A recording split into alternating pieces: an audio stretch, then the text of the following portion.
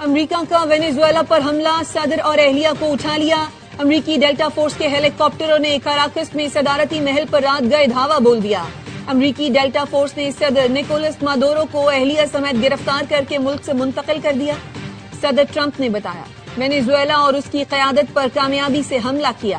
دونوں کو بحری جہاز سے نیو یارک منتقل کیا جا رہا ہے، جہاں ان پر منشیات اور جرائم کا مقدمہ چلے گا۔ ڈونلڈ ٹرمپ نے کہا حملے کے لیے بہت اچھی منصوبہ بندی کی گئی، میں نے آپریشن براہ راست دیکھا، ہمارے چند فوجی زخمی ہوئے۔ امریکی فورسز نے کراکس پر فضائی حملے بھی کیے۔ کراکس میں قانون ساز اسمبلی کی عمارت پر بمباری کی گئی۔ وینیزویلا کی فضائی اور فوجی تنظیمات کو میزائلوں سے نشانہ بنایا گیا۔ حملہ اتنا اچانک تھا کہ وینیزویلین فورسز کو جوابی کارروائی کا موقع بھی نہ ملا۔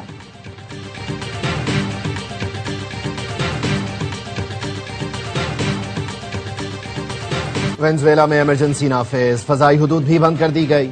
وزیر دفاع نے ملک بھر میں فوجی دستوں کی فوری تعیناتی کا اعلان کر دیا، کہا امریکہ ہمیں زیر نہیں کر سکتا، بھرپور مزاحمت کریں گے، کسی بھی غیر ملکی فوج کی موجودگی کو قبول نہیں کیا جائے گا، ملک کی مسلح افواج ڈٹ کر مقابلہ کریں گی۔ وینزویلا کے نائب صدر نے امریکہ سے دونوں شخصیات کے زندہ ہونے کا ثبوت مانگ لیا۔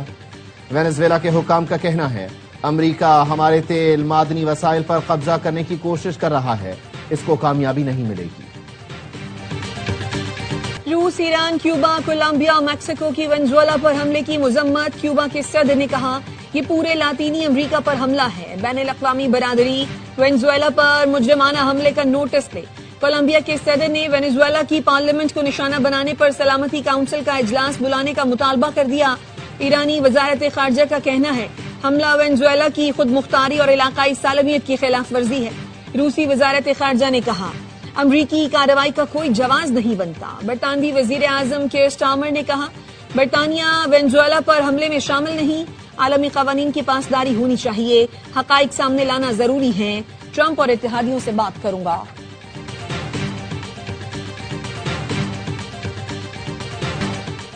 پاک فضائیہ کا جدید ترین تیمور ویپن سسٹم کا کامیاب تجربہ۔ Taimur air launch cruise missile زمینی اور سمندری اہداف کو 600 کلومیٹر تک نشانہ بنا سکتا ہے۔ ISPR کے مطابق روایتی وار ہیڈ اور جدید نیویگیشن اور گائیڈنس سسٹم سے لیس تیمور میزائل کم بلندی پر پرواز کرتا ہے۔ میزائل مختلف دفاعی میزائل سسٹمز کو دھوکہ دینے کی صلاحیت رکھتا ہے۔ صدر مملکت آصف علی زرداری، وزیر اعظم شہباز شریف، وزیر داخلہ محسن نقوی اور ایئر چیف مارشل کی کامیاب تجربے پر مبارکباد۔ صدر زرداری نے کہا ملکی دفاع مزید مضبوط اور خطے میں استحکام کو تقویت ملی۔ وزیر اعظم شہباز شریف نے کہا کامیاب تجربہ پاکستان کی دفاعی صنعت کی تکنیکی پختگی جدت کی نشاندہی کرتا ہے۔ تیمور ویپن سسٹم کی بدولت ملک کا دفاع مزید مستحکم ہوگا۔ محسن نقوی نے کہا تیمور ویپن سسٹم سے پاکستان کی دفاعی صلاحیتوں میں نمایاں اضافہ ہوگا۔ استور میں برزل پاس پر برفانی تودہ گرنے سے پاک فوج کے کیپٹن سمیت 3 اہلکار شہید۔ ISPR نے بتایا کیپٹن عصمت کی سربراہی میں ٹیم برف ہٹانے میں مصروف تھی۔ رات 2 بجے ٹیم برفانی تودے کی زد میں آئی۔ شہداء میں لاہور کے کیپٹن عصمت، اٹک سے تعلق رکھنے والے سپاہی رضوان اور استور کی مشین آپریٹر عیسیٰ شامل ہیں۔ شہداء نے دشوار گزار انتہائی سخت موسم میں فرائض کی انجام دہی کے دوران جان قربان کی۔ پاک فوج نے بھاری مشینری کے ذریعے برزل پاس کو کھول دیا۔ وزیر اعظم شہباز شریف کا برزل پاس میں شہید ہونے والوں کو خراج عقیدت، کہا شہداء نے جان کی پرواہ کیے بغیر برف باری سے متاثر برزل پاس کھولنے کا کام جاری رکھا۔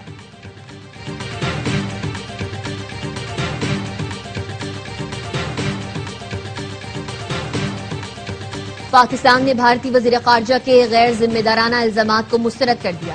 ترجمان دفتر خارجہ نے کہا بھارت دہشت گردی کو فروغ دے رہا ہے، علاقائی عدم استحکام میں اپنے کردار سے توجہ ہٹانے کی کوشش کر رہا ہے۔ پاکستان کے خلاف دہشت گردی کے فروغ میں بھارت کی مداخلت حقیقت ہے۔ کلبھوشن یادو پاکستان کے خلاف ریاستی سرپرستی میں دہشت گردی کی واضح مثال ہے۔ سنتاس معاہدہ نیک نیتی سے بھاری قیمت ادا کر کے طے پایا تھا، اس کی یک طرفہ خلاف ورزی سے علاقائی استحکام کو نقصان پہنچے گا۔ پاکستان معاہدے کے تحت جائز حقوق کے تحفظ کے لیے اقدامات کرے گا۔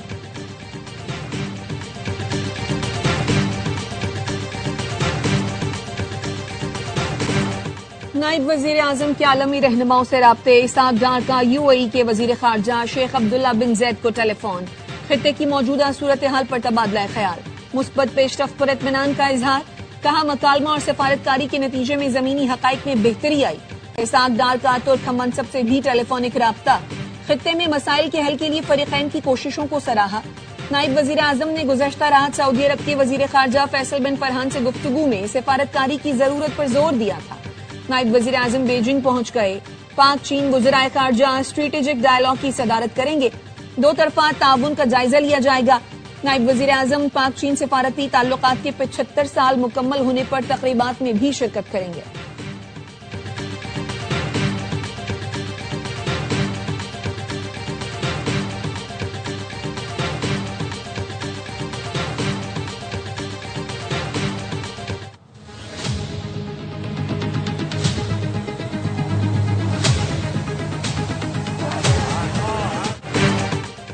ایران میں مہنگائی کے خلاف مظاہروں میں شدت آ گئی. 8 افراد ہلاک، متعدد زخمی، تعلیمی اور سرکاری ادارے بند. اقوام متحدہ کا ہلاکتوں پر اظہار تشویش. مظاہرین کے خلاف طاقت کے استعمال سے گریز کا مشورہ. ایران کے سپریم لیڈر کا کہنا ہے حکومت مظاہرین سے بات چیت کے لیے تیار ہے. سازشی عناصر کو سزا دی جائے گی. امریکی دباؤ کے آگے کبھی نہیں جھکیں گے. وزیر خارجہ عباس عراقچی نے صدر ٹرمپ کا بیان غیر ذمہ دارانہ اور خطرناک قرار دیا. کہا خود مختاری کی خلاف ورزی پر مسلح افواج کو معلوم ہے کہ کہاں نشانہ بنانا ہے. گزشتہ روز صدر ٹرمپ نے کہا تھا اگر مظاہرین کو قتل کیا گیا تو امریکہ مدد کو آئے گا.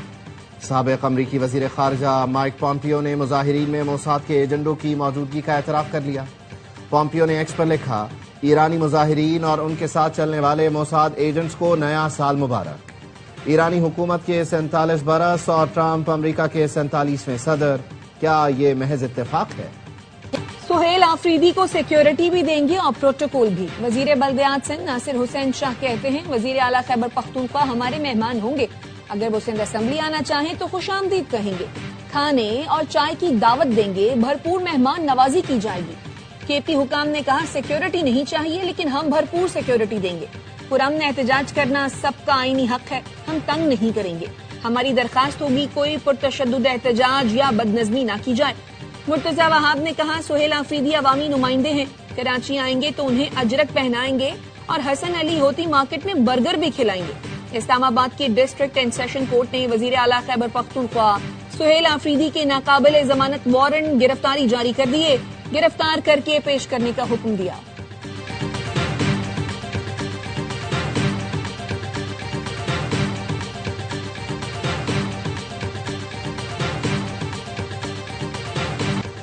ہالی ووڈ کی معروف اداکارہ اینجلینا جولی کا رفح کراسنگ کے مصری حصے کا دورہ. ہلال احمر کے ارکان اور امداد لے جانے والے ٹرک ڈرائیور سے ملاقات. اسپتال کا بھی دورہ کیا. غزہ سے آئے زیر علاج فلسطینیوں کی عیادت کی. غزہ میں اسرائیل کی جنگ بندی کی خلاف ورزیاں جاری. گزشتہ روز اسرائیلی حملے میں 2 فلسطینی شہید. شدید سردی نے غزہ والوں کی مشکلات بڑھا دی. خیموں اور پناہ گاہوں میں موجود فلسطینی امداد سے منتظر.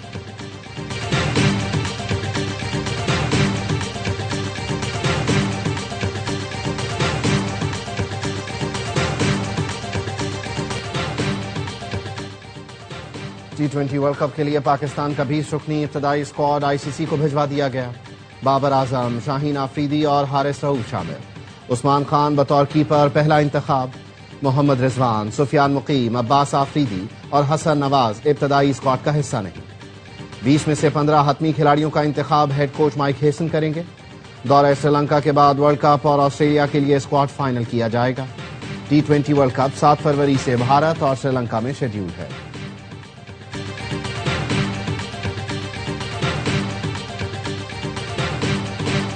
بہت جلد پاکستان میں ویمنز کرکٹ لیگ کرائیں گے. ویمنز ورلڈ کپ کے پاکستان میں انعقاد کی بھی کوشش کر رہے ہیں.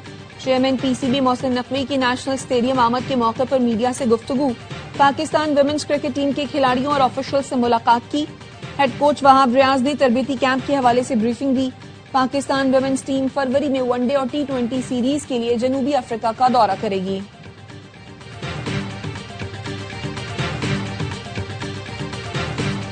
ملک کے بالائی علاقوں میں برفیلے مناظر، غضب کی ٹھنڈ. کالام میں درجہ حرارت -4، مالم جبہ میں -2 ڈگری ریکارڈ کیا گیا.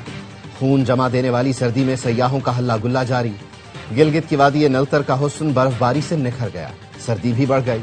چترال میں ہر سو سفیدی چھا گئی. ٹھنڈے ٹھار موسم میں بڑوں کے ساتھ بچوں کے بھی مزے آ گئے.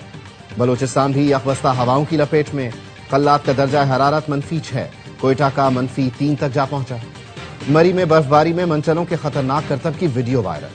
مری ایکسپریس وے پر ڈرفٹنگ نیو ایئر نائٹ پر کی گئی، موٹر وے پولیس کو ملزمان کی تلاش۔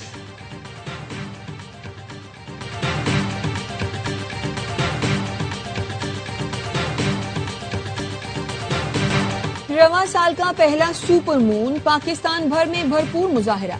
سپر مون پورے چاند سے 6 سے 7% بڑا اور 10% زیادہ روشن ہے۔ پاکستان میں 5:51 سے سپر مون نظر آیا۔ رواں برس کے پہلے سپر مون کو وولف مون کا نام دیا گیا۔